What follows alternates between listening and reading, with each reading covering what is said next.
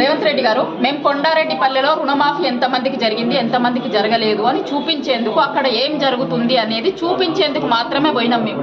నిజంగా రుణమాఫీ జరిగితే జరిగినోళ్ళు జరిగిందని చెప్తారు, జరగనోళ్ళు జరగలేదని చెప్తారు. దానికోసం మీకు ఎందుకంటే అంత భయం? జర్నలిస్టులను ఆపాల్సినటువంటి అవసరం ఎందుకు వచ్చింది మీకు? మా మీద అటాక్ చేసిర్రు. అక్కడ మేము పోలీస్ స్టేషన్కి పోయి కంప్లైంట్ ఇచ్చినాం.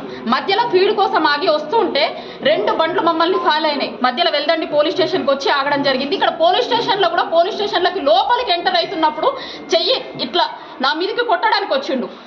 మేము మిమ్మల్ని ఒక్కటే అడుగుతున్నాం, రేవంత్ రెడ్డి గారు, మీ ఆడబిడ్డని, మీ ఇంట్లో నీ బిడ్డని, నా బిడ్డకి పెళ్లి టైంకి నన్ను లోపల పెట్టిర్రు, పోలీస్ స్టేషన్ లేచిర్రు, జైలు లేచిర్రు అన్నారు కదా. మీ బిడ్డ ఏజ్ ఉన్న పిల్లలమే కదా, మేమిద్దరం కూడా మీ బిడ్డ ఏజ్ ఉన్న ఆడబిడ్డలమే కదా. ఆడబిడ్డలకు ఇదా మీరు ఇచ్చేది? మీ ఇంటి ఆడబిడ్డకు ఒక రూలు, బయట ఆడబిడ్డలకు ఒక రూలా? మీరు రాష్ట్రం మొత్తంకి సీఎం కదా, మీరు రాష్ట్రానికి సీఎం కదా. ఆడపిల్లల్ని కాపాడాల్సినటువంటి బాధ్యత మీ మీద ఉంది కదా. ఆడపిల్లల మీద హైదరాబాద్లోనేమో ఎక్కడ పడితే అక్కడ దాడులు జరుగుతాయి, తెలంగాణ మొత్తం ఎక్కడ పడితే అక్కడ దాడులు చేస్తాము, ప్రశ్నించినటువంటి జర్నలిస్టుల మీద కూడా దాడులు చేస్తామనా? మీ బిడ్డకు ఒక రూలు, వేరే ఆడబిడ్డలకు ఒక రూలా? మేము కూడా తెలంగాణ ఆడబిడ్డలమే కదా.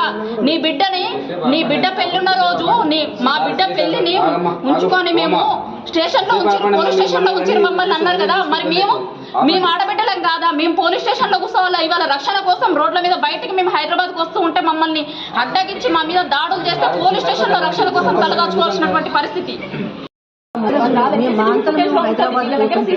తరిమి మమ్మల్ని ఏం చేయాలనుకుంటున్నారు? పోలీస్ స్టేషన్ ముందర కూడా కొట్టడానికి చెయ్యెత్తుతుంటే పోలీసులు మాకు ఇలా పెట్టిరు.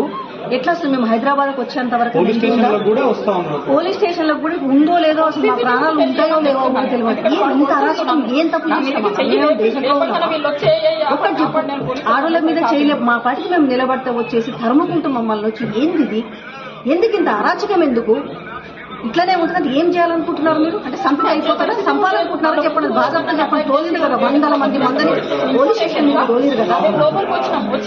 ఏది ఏమైనా కూడా ఈ రాష్ట్రం బాధ్యత మళ్ళీ చెప్తున్నాను. మేము పోయినా కూడా ఇంకొకరు గుర్తిస్తారు, ఇంకొకరు పోయినా ఇంకొకరు గుర్తు పెట్టుకోండి. అది మాత్రం మళ్ళీ చెప్తున్నాను. ఇది పిఎస్ నుంచి చేస్తున్నాను, ఇది పిఎస్ లో కూర్చొని చేస్తున్నాం. చూడండి, పోలీసులు ప్రొటెక్షన్ ఇచ్చి కూర్చోబెట్టారు. అంటే ఎంత అరాచకం చేస్తున్నారు ఈ రాష్ట్రంలో, ఎంత అరాచకం ఉందో. మిగతా మంత్రులు కూడా కొంచెం నోరు తెరవండి. బట్టి గారు, డిప్యూటీ సీఎం కావచ్చు, ఉత్తమ్ కుమార్ రెడ్డి గారు కావచ్చు, మీరు అన్ని చూస్తున్నారు. మీతో పాటుగా మేము జర్నలిజంలో ఉన్నాము, మేము ఎన్ని కవర్ చేసినామో మీకు తెలుసు.